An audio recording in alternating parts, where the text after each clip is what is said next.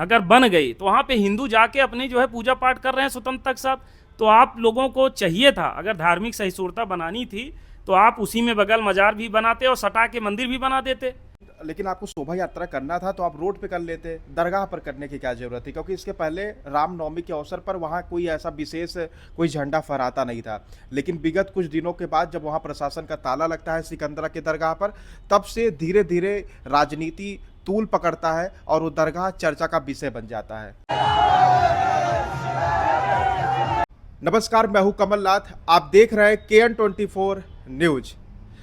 आप फ्रेम में जिस व्यक्ति को देख रहे हैं, आज सोशल मीडिया से लेकर टेलीविजन तक वायरल चल रहे हैं। विश्व हिंदू परिषद का कल रामनवमी को शोभा यात्रा निकलने वाला था और मनेंद्र प्रताप जी जो आप फ्रेम में देख रहे हैं, ये शोभा यात्रा में शामिल हुए थे और इन्हीं के अंतर्गत वो शोभा यात्रा आगे बढ़ भी रहा था। लेकिन जब शोभा यात्रा आगे के लिए बढ़ रहा था, उसी दौरान जो आप वीडियो में जब वीडियो आप देख रहे हैं उसी में देख रहे होंगे, मनेंद्र प्रताप जी दरगाह के ऊपर जाते हैं और भगवा झंडा फहराते हैं। उस मकसद को भी जानेंगे कि वास्तव में क्या मकसद था मनेंद्र जी का। क्या शांति भंग करने के लिए मनेंद्र जी जो है उस भगवा झंडा को फहराने के लिए प्रयास किए थे, कि वास्तव में जो मनेंद्र जी का कहना है कि वो दरगाह नहीं है बल्कि वहाँ पे शिव जी का मंदिर है। वो खास चर्चा मनेंद्र प्रताप जी से करने वाले हैं। मनेंद्र जी, सबसे पहले आपको बहुत बहुत धन्यवाद। क्या प्लान था आपका?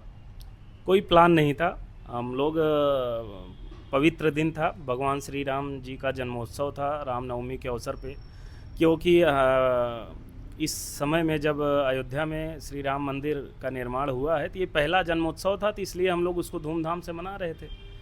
तो उसी कार्यक्रम में हम लोग गए। वहाँ पे कोई सुनियोजित नहीं था, बस एक भाव था, क्योंकि उसके पहले मैं कभी गया नहीं था और मैं जानता था वहाँ के बारे में। और उस दिन जब गया तो वो भाव प्रकट हुआ वहाँ पे।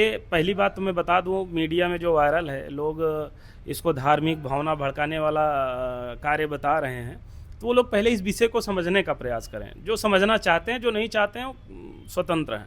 जो समझना चाहते हैं वो ये समझें कि ये सामान्य दरगाह नहीं है ना। जिस तरीके से अजमेर शरीफ की दरगाह है, वहाँ मुस्लिमों की आस्था है, वहाँ पे हिंदुओं का कुछ नहीं, हिंदुओं की सिर्फ आस्था है, वो जाते हैं।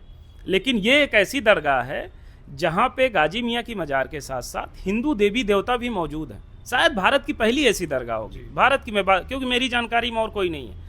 मेरे देवी देवता वहाँ पे मौजूद हैं। मेरे आराध्य श्री बड़े पुरुष परिहार जी भी हैं, जिन्हें ठाकुर के नाम से जाना जाता है। सती देवी भी हैं, और भी वहाँ पे जो है हिंदू आस्था है। और वो आज से नहीं है, मैंने पता किया है, वो हज़ारों साल से वहाँ पे है। लोग जाते हैं, अपनी मानता मानते हैं, दर्शन करते हैं। फिर इसी बीच में कब ऐसा दौर आया कि जो आक्रांता था गाजी, उसकी मज़ार वहाँ पे बना दी गई।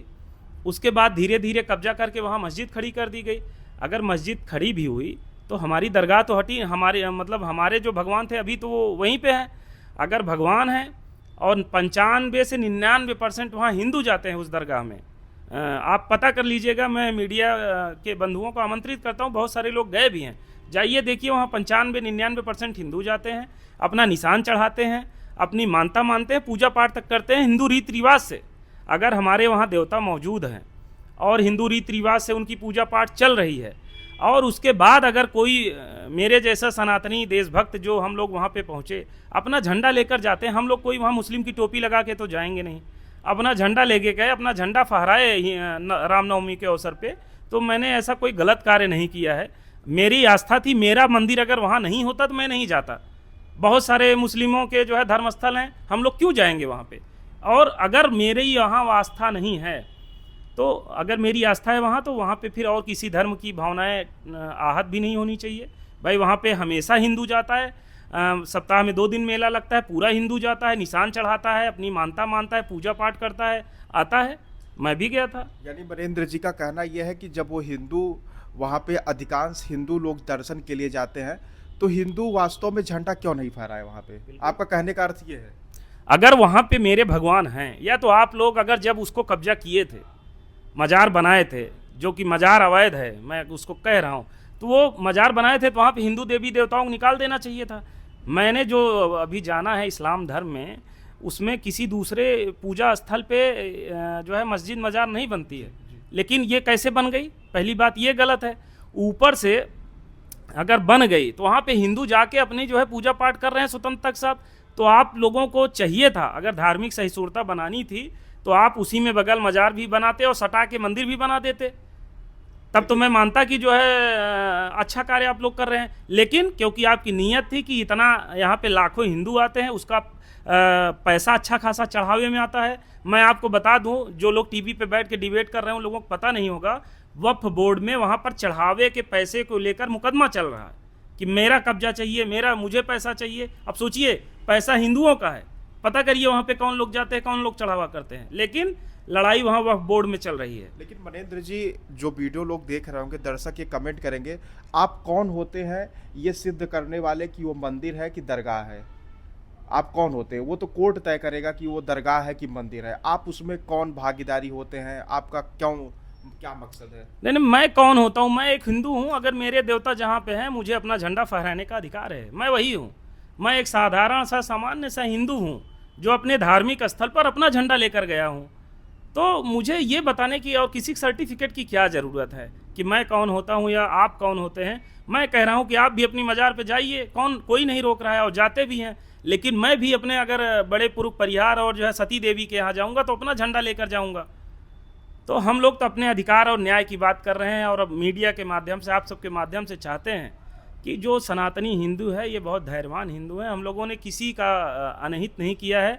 जब मैं झंडा भी फहराया तो हम लोगों ने सिर्फ जय श्री राम का नारा लगाया है, वहाँ के जो है जो देवता थे उनका नारा लगाया है, और चुपचाप उतर के चले। मज़ार में बहुत सारी मुस्लिम महिलाएं बैठी थी, बगल भी बहुत सारे मुस्लिम भाई खड़े थे, किसी से कोई विवाद नहीं हुआ है। तो अगर हम लोग विवाद करने जाते तो वहाँ विवाद हो जाता, लेकिन किसी से कोई विवाद नहीं हुआ। तब हम लोग अपना झंडा फहराए। अच्छा, वहाँ पे निशान चढ़ता है, बड़ा बड़ा ध्वज लेके जाते हैं, हिंदू फहराते हैं।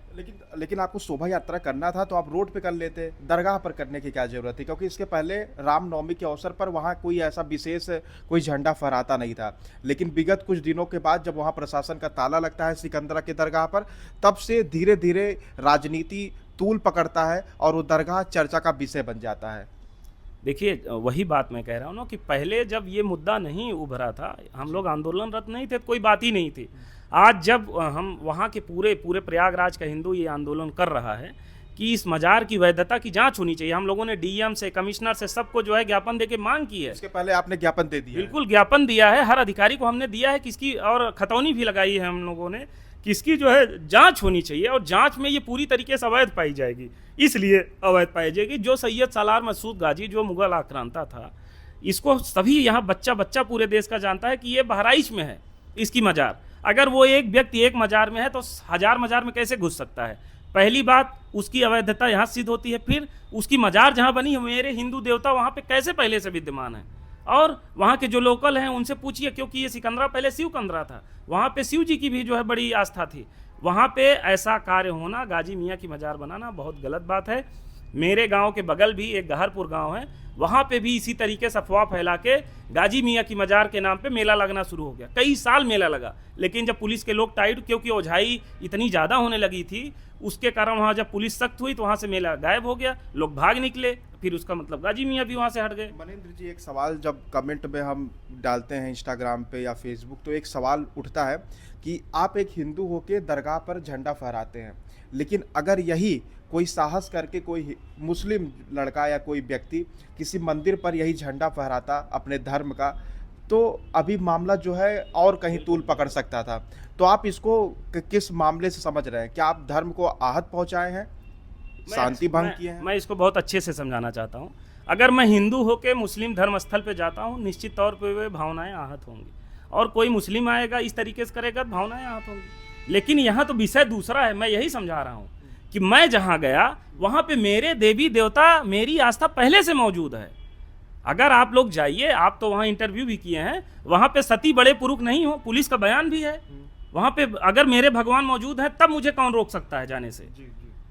आप इसको, मैं कह रहा हूँ, आप इसको गलत सिद्ध करिए ना। जो आपके दर्शक हैं बताए, इसका जवाब दें। अगर मेरे भगवान वहाँ मौजूद हैं, मेरी सती देवी और बड़े पुरुष परिवार वहाँ मौजूद हैं, जो कुल गुरु हैं जो है हिंदुओं के, तो वहाँ पे हिंदुओं को आप जाने भी दे रहे हैं। वहाँ पे हिंदू वहाँ पे लाखों की संख्या में जाता भी है, अपना निशान भी चढ़ाता है, तब वहाँ पे आपकी भावनाएं कैसे आहत हो रही हैं? जहाँ पहले से हिंदू जा रहा है, जहाँ पहले उसके भगवान है। तो इसको समझने का प्रयास करें, और जो मुस्लिम बंधु भी हैं उसको समझिए आप लोग किसी के बहकावे में ना आइए। मैं देख रहा हूँ समाजवादी पार्टी, कांग्रेस, ये लोग जो राष्ट्र विरोधी सोच वाली पार्टियां हैं, जो वक्फ बिल का विरोध करती हैं, जो देश में जो कुछ भी अच्छा होता है उसका विरोध करती हैं, वो लोग मैं देख रहा हूँ मुझे हिंदू आतंकवादी कह के पुकार रही हैं।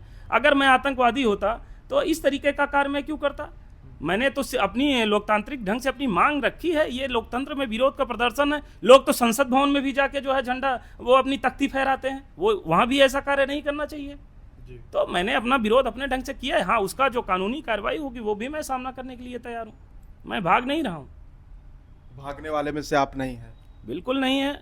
और मैं सभी अपने देश के सनातनी हिंदू भाइयों से कहना चाहूँगा, ये देश हमारा है। ये देश वीर शिवाजी, महाराणा सांगा, महाराजा सुहेल देव जी का है। ये देश मुगल आक्रांताओं का नहीं। हमारे महाराज योगी आदित्यनाथ जी खुल के कहते हैं, और हम सभी हिंदू इसको स्वीकार करते हैं, जो मुगल आक्रांता थे। मैं ये नहीं कहता कि सभी मुस्लिम, क्योंकि और सभी मुस्लिम हमारे भाई हैं जो यहाँ पे हैं, जो भारत को अपनी माँ मानते हैं, इस देश से प्यार करते हैं, वो हमारे भाई हैं। लेकिन जो मुगल हैं, जो बाबर को अपना बाप मानते हैं, जो औरंगजेब को अपना बाप आदर्श मानते हैं, ऐसे लोग इस देश में नहीं रहने चाहिए। उनकी कोई निशानी नहीं रहनी चाहिए। सैयद सालार गाजी तो लाखों करोड़ों हिंदुओं का वध करके जो है वो गाजी की उपाधि पाया था, वो हमारे आस्था नहीं है। मनेंद्र जी, आप जब एक झंडा फहराते हैं तो आप करोड़ों हिंदुओं के दिले में एक सम्राट की तरह उभर रहे हैं, लेकिन एक पक्ष आपसे बहुत नाराज है, एक पक्ष बहुत खुशी हो रहा है कि जय श्री राम का नारा लगा रहा है, कह रहा है कि अब बहुत सही किया है मनेंद्र जी। जब कमेंट बॉक्स में देखता हूँ तो एक कमेंट जो नाराज है, उनके लिए आपकी क्या प्रतिक्रिया है?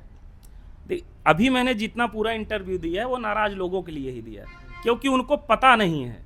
यही बात अगर मैं जो कह रहा हूँ, अगर ये राष्ट्रीय मीडिया में अगर ये बात दिखाई जाए कि भैया वो सिर्फ दरगाह नहीं है, वो सिर्फ गाजी मियाँ की मजार नहीं है, वहाँ पे 3 और जो है हमारे बड़े पुरुष और सती के साथ साथ और 1-2 लोग हैं। हिंदुओं की आस्था है, हिंदुओं का जो है वहाँ पे धर्म स्थल है, और वहाँ पे हिंदू लाखों की संख्या में जाता है। मुस्लिम तो वहाँ 1% जाता है।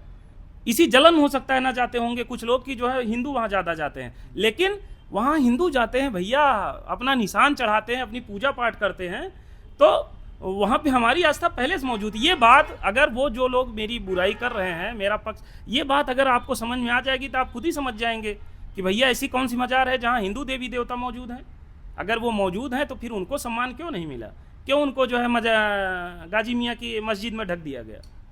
अभी आपने एक बयान देखा होगा योगी आदित्यनाथ जी का, उन्होंने कहा था कि अगर हिंदुओं के बीच में कोई मुसलमान रहता है तो बहुत ही सुरक्षित रहता है, लेकिन अगर मुसलमानों के बीच में अगर कोई हिंदू रहता है तो अपने आप को असुरक्षित महसूस करता है। इसी को बयान लेकर आपका पोस्ट काफ़ी जो विपक्षी पार्टी के लोग हैं वो पोस्ट कर रहे हैं। इस पर आपकी क्या बयान है, उनके योगी आदित्यनाथ जी के बयान पे, जब इस आपकी जो है प्रतिक्रिया देखी जाती है? देखिए, योगी जी हम सभी जो करोड़ों हिंदू हैं सबके आदर्श हैं। वो जो कहते हैं वो एकदम सत्य कहते हैं, और उसका उदाहरण सिकंदरा भी है। आप सोचिए कि सिकंदरा जो पूरा हिंदू बाहुल्य है, उस जगह पे वो मजार बनी और हिंदू देवताओं के ऊपर बनी, लेकिन कोई भी बड़ा आंदोलन विरोध नहीं हुआ।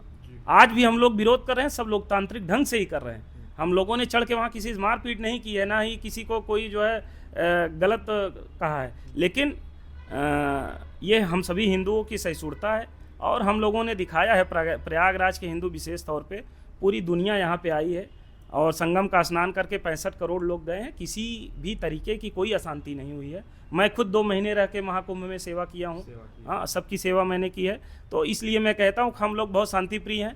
पूरी दुनिया में जितना मुसलमान भारत में सुरक्षित है, पूरी दुनिया की मैं बात कर रहा हूँ, जितने इनके बड़े देश हैं, ईरान, इराक, सीरिया से लेके जो है इंडोनेशिया, मतलब जो भी देश हैं मुस्लिमों के, वहाँ देख लीजिए कितनी अशांति फैली है। वहाँ तो कोई हिंदू नहीं है इनसे लड़ने के लिए। ये लोग आपस में लड़ मर रहे हैं, अशांति फैली है। पाकिस्तान, अफगानिस्तान देख लीजिए, कटोरा लेने पे जो है लेके घूम रहे हैं। अब भारत का मुसलमान तरक्की कर रहा है, भारत का मुसलमान खुशहाल है। बस यहाँ के मुसलमानों को यही नसीहत है कि विपक्षी पार्टी के साजिशों में आप मत आइए। जो भी आज की सरकार आपके लिए कर रही है, चाहे आपके लिए 3 तलाक का बिल हो, चाहे जो है धारा 370 हटाने का मान लो, यही एनआरसी पे ये लोग धरना प्रदर्शन कर रहे थे कि नागरिकता चली जाएगी। आप बताइए, किसी भी एक पूरे भारत के किसी एक मुसलमान की नागरिकता चली गई हो? किसी की नहीं गई है। वक्फ बिल जो आया है, इसमें भी सभी मुसलमान चिल्लाते थे कि ये वक्फ बोर्ड बना के सिर्फ जो अमीर मुसलमान हैं वही लोग इसकी मलाई खा रहे हैं, गरीबों को कुछ नहीं मिल रहा है। विपक्षी पार्टी का था वक्फ बिल आने से पहले कुछ मुसलमान पलायन कर रहे हैं देश छोड़कर। अरे मुझे नहीं पता, पूरे जितने भी भारत के बॉर्डर हैं सबसे मुसलमान अंदर आ रहे हैं, कोई बाहर नहीं जा रहा है। यहाँ तक कि हम लोगों को अब मैं देख रहा था अमित शाह जी का बयान कि बांग्लादेश की सीमा पर भी प्रधानमंत्री जी भी चर्चा की है कि बाढ़ कैसे वहाँ पे बाढ़ लगाई जाए कि लोग आए ना, भारत छोड़ के कोई नहीं जाता है। मनेंद्र जी चलिए ठीक है, अब आपको किस नाम से जाना जाए? मनेंद्र जी एक उभरता हुआ नेता, या क्रांतिकारी, या हिंदू आतंकवाद जिस तरीके से बयान है, या आपको किस अब कैसे आप अपने आप को देख रहे हैं? जिस तरीके से कमेंट आ रहा है कि आप हिंदुओं के आतंकवादी, जिस तरीके से आपको कहा जा रहा है कि आप शांति भंग कर रहे हैं, क्रांतिकारी कोई लोग कह रहा है, कोई लग रहा है, कोई कह रहा है कि अपनी राजनीति चमकाने के लिए कर रहे हैं, इन तीनों में से आप क्या कहना चाहेंगे? इस पे मेरा ओपिनियन लेना ठीक नहीं है। ये लोकतांत्रिक देश है, लोग स्वतंत्र है, जिसको जो कहना हो वो कहे, और मुझे जो करना होगा मैं करूँगा। मेरे जो विचार है मैं आप सबके सामने रख रहा हूँ, और जो मुझे प्यार करते हैं, जो सम्मान करते हैं, वो अच्छा कहेंगे।